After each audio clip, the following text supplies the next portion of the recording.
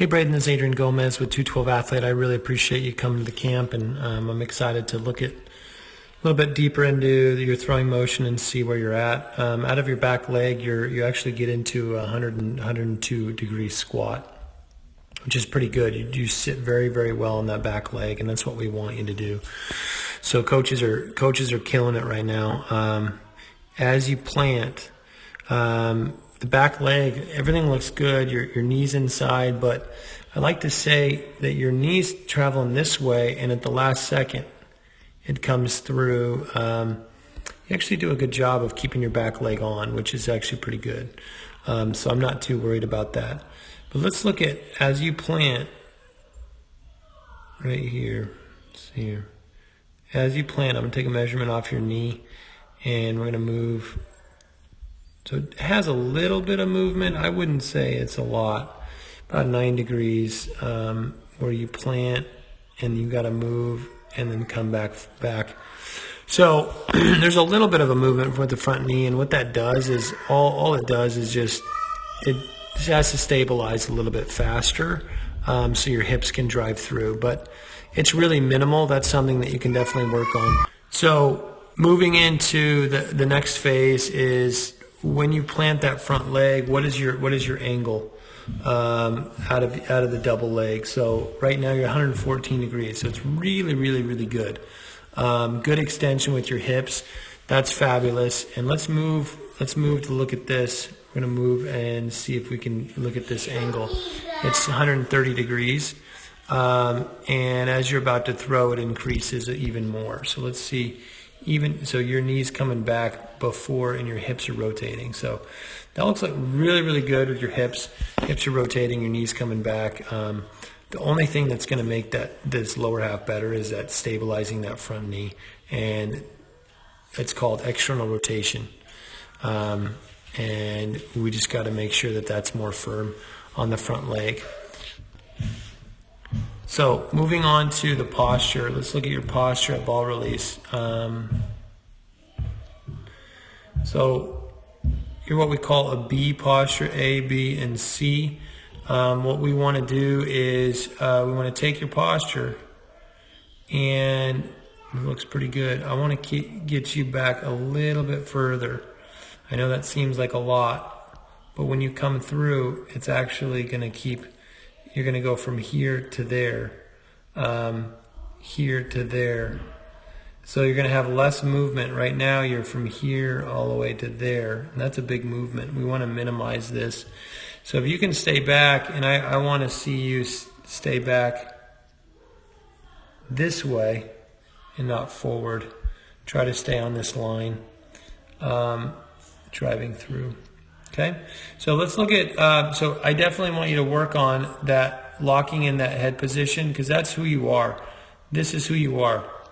You're not going to change. This is your arm slot. This is where everything is. So I want to design drills and programs around that, and not put you into a box. So I'm getting out here past your front foot. And this is the good extension here. This is what we would call a late launch. You're close to a late launch right there. So you're past your front foot, which is what we want. We want your release point to be past your front foot. When you do that, it's fabulous. Arm stays connected. Everything's awesome. So so that looks good. That's not something that we got to change. Next one, we're talking about stacking. We talked a little bit about this already, but your knee needs to be inside. I need to be getting that knee inside a little bit faster, because you can see how it delays, and I want you to drive that back leg through, but your heel pops up and out, which is good. So good heel, you continue to drive through that. Looks fabulous out of that back leg. So knees good. I think you could stay back longer with your upper body. Staying back, I want to see basically this head stay over this rubber as long as possible, and then everything comes through. You take your eyes off the target really early though. I want to make sure your eyes are on target faster. So get those eyes on target, and then everything's going to come through as you wish. Okay, so let's get into front glove. I'm going to look at your front glove. You have a good pinch here, and then it just rotates down. So we have opposite equal here. This looks pretty good. Opposite equal. I want to make sure I'm rotating this way instead of down, because that arm's coming out. So watch, if the arm was going in the right direction, my chest would be continue to go forward, my wrist would continue to go forward, but watch where it goes. It goes out. And so that path, the arm path is a little bit inefficient, and it's putting, you do a good job pronating, getting through that ball. But a lot of this could be helped by making sure your rotation is a lot better with your upper body. That front glove is going to help a lot. So I would work on that front glove. Instead of coming straight down, you can see it on this angle. Arm comes straight down instead of driving through, and your chest isn't driving, your elbow's driving. I want to make sure your chest is driving first. Chest, not your elbow. Okay? So now, as you're driving through, I'm going to measure something real quick. This is what we call a high elbow, if it is high. If it's not, it's not. So you're 179 degrees. I want it to be 180, straight line on there. And when you're throwing from a straight line, your elbow's connected to your shoulders, and that's what we want. We want to stay connected as long as possible so that you're throwing with the majority of your body, the center of your body, your hips and your core. And that's what's really going to take all the stress off of your arm. So now we'll get into chest extension. So chest extension here at release point.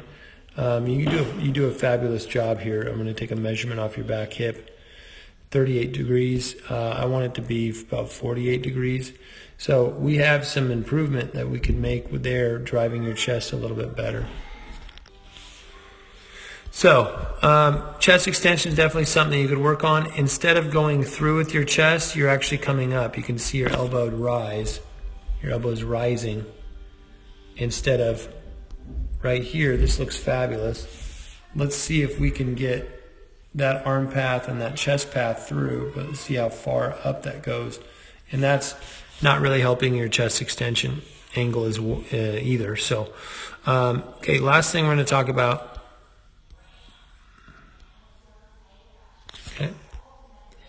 is your layback. So let's look at your elbow. So that's your arm completely laid back. And this is it from the side. And what I'm going to do is I'm just going to draw a line.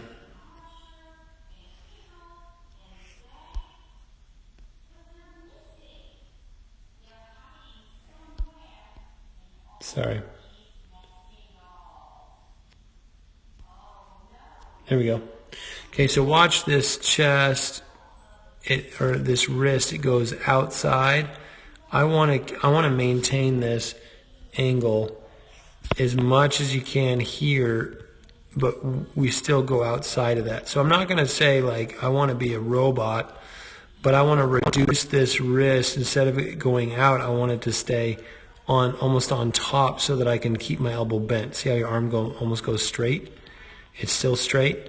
That's going to put a lot of stress on it. I want to keep my elbow bent, and if my elbow's bent, my UCL is actually not flexed, and it's loose. I want to keep it loose. I want to get it tight, and then I want to loosen it and make sure I'm pronating and getting through. Your thumb goes through, boom, and then keep your elbow bent.